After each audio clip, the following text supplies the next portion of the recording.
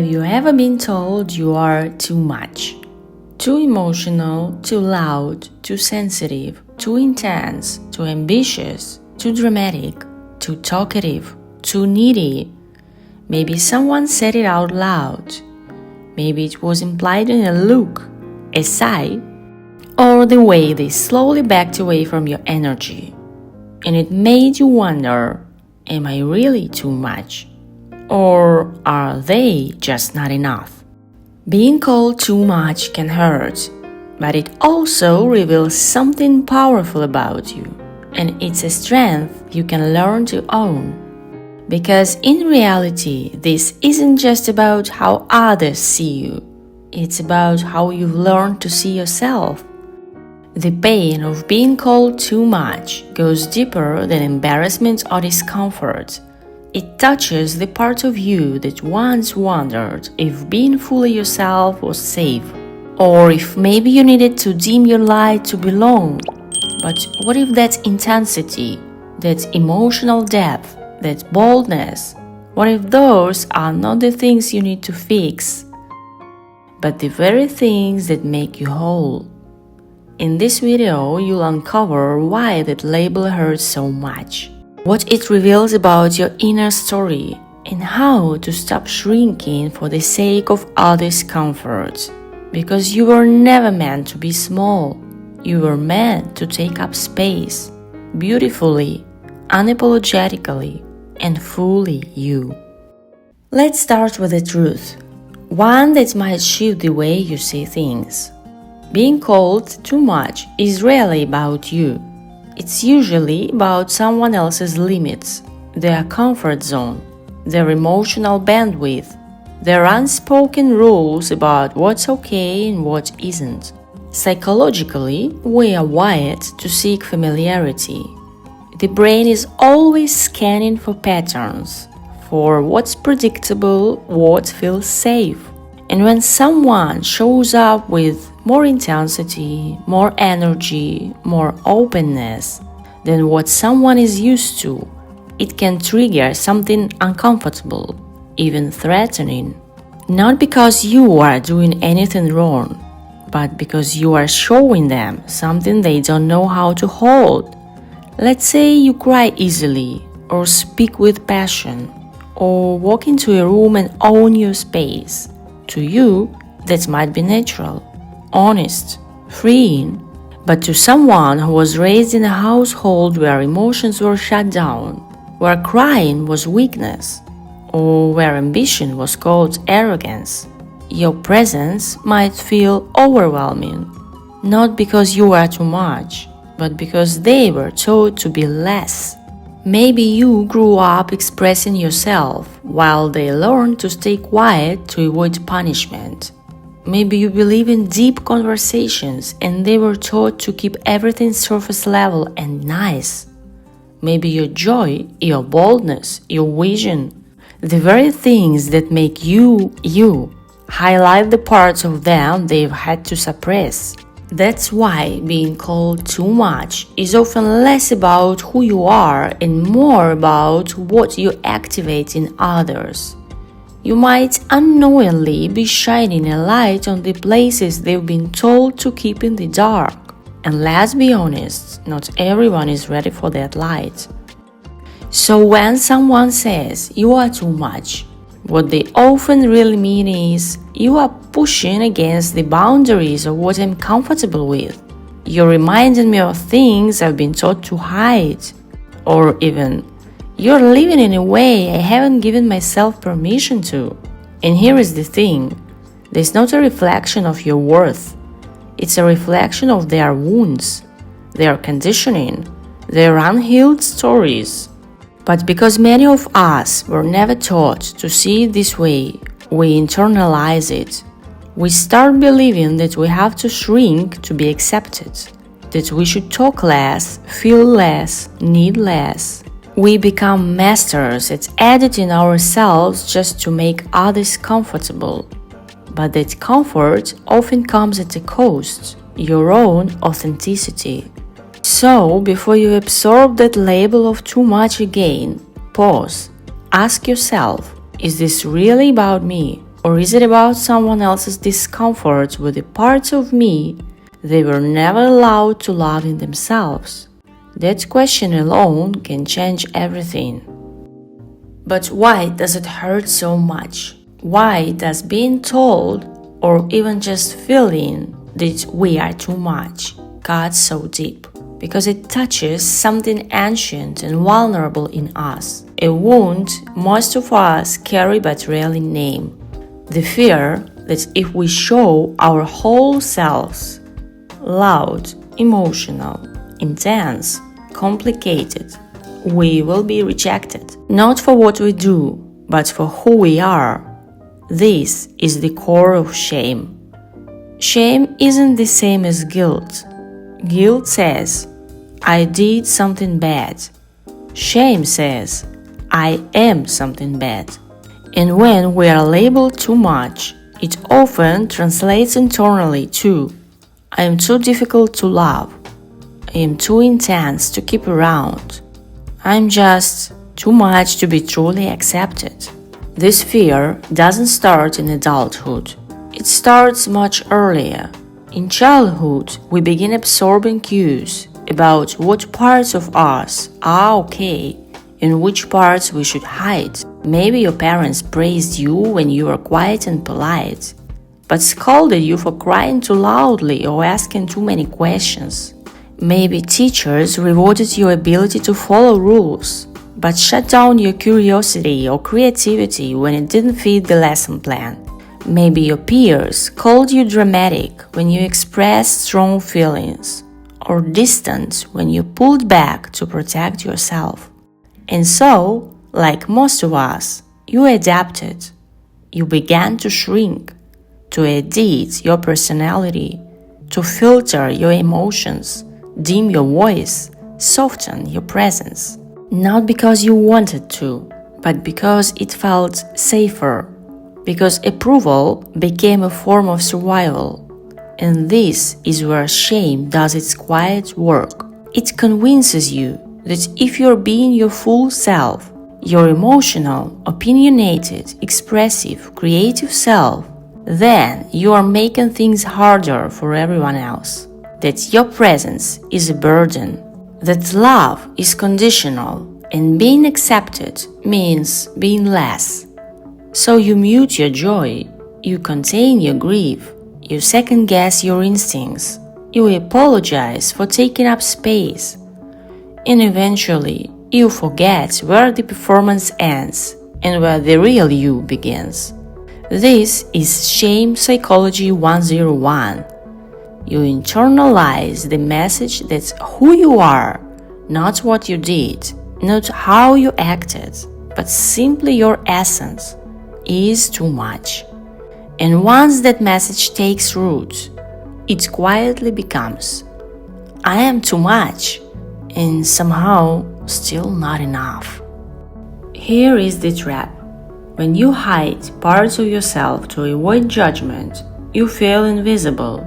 But when you show up fully, unapologetically, honestly, you risk being seen as too much. That's the double bind. In psychology, a double bind is a situation where you are faced with two conflicting demands, and either choice leads to some form of punishment or loss. It's a lose-lose, and this is exactly the position so many of us, especially women, find ourselves in. If you're assertive, you're called aggressive. If you're emotional, you are dismissed as unstable. If you are confident, you are seen as arrogant. If you are passionate, you are labeled dramatic or exhausting. It's like walking a tightrope with no safety net, constantly balancing, constantly adjusting, trying not to fall. So we start to self-monitor. We scan the room before we speak. We rehearse conversations in our heads. We water ourselves down, not because we are unsure, but because we've learned that full expression often comes with consequences. Have you ever left a conversation and immediately thought, did I overshare? Did I take up too much space? Should I have smiled more, talked less, softened what I said? That's the double bind at work, not just socially, but psychologically. You are stuck between invisibility and rejection, between silence and scrutiny, and both options hurt. So you might learn to live in the in-between, not fully seen, not fully hidden, just edited. In the coast, it's not just emotional exhaustion, it's disconnection from your truest self. You begin to forget what it feels like to speak without filtering, to feel without apologizing, to exist without constantly asking, am I too much? This bind is not your fault. It's a system of expectations that's been built and reinforced over generations. But naming it is the first step to breaking it. Because once you see the trap, you don't have to keep walking in circles inside it. But what if the very thing you've been told to tone down is the exact thing the world needs more of? What if too passionate is just another word for deeply inspired? What if too emotional means fully alive, connected, empathetic, real? What if too intense is how breakthroughs happen, how art gets made, how revolutions begin? Let's look at the people who changed the world, the writers, the creators, the activists, the visionaries. They weren't quiet. They weren't neutral.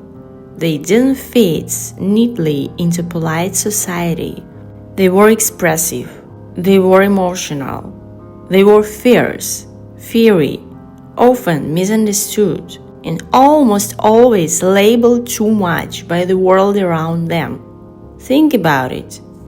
Rosa Parks, Frida Kahlo, Nina Simone, Lady Gaga, James Baldwin, Maya Angelou, Brené Brown, all labeled too loud, too emotional, too different, too radical, before the world caught up. Because when you dare to feel deeply in a world that's learned to numb, you stand out. When you speak with conviction in a culture that rewards conformity, you make waves. When you show up fully, unfiltered and whole, you disrupt the script. And that's not a flaw, that's a force. Here is the reframe, the shift in perspective that changes everything. You are not too much. You are more than enough in a world that is still learning how to hold the weight of realness. And yes, being real will sometimes make others uncomfortable. Not because you are wrong, but because authenticity is rare.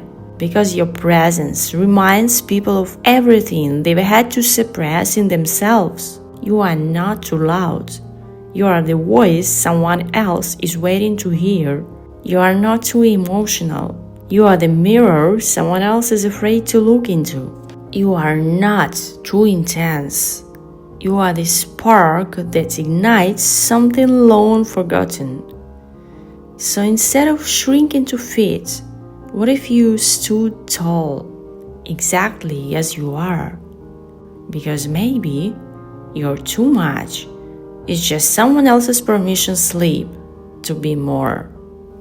So how do you begin to embrace your too muchness? How do you stop apologizing for being the fullest version of yourself?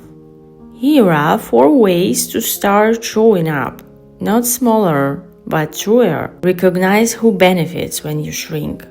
Ask yourself, when I silence myself, who does that really help? Usually, no one, and definitely not you. Shrinking doesn't make others more comfortable in the long run. It just teaches them to expect less from you, and maybe even from themselves. And it robs the world of your voice, your ideas, your heart. You don't need to take up less space. You need to take up your rightful space. Find your people, You are not too much for the right people.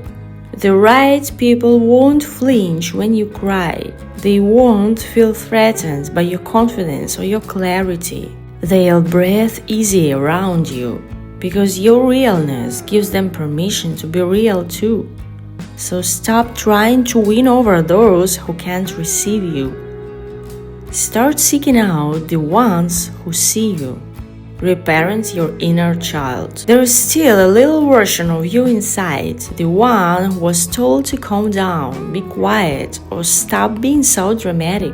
That child learned to hide, to stay safe. But you are not a child anymore.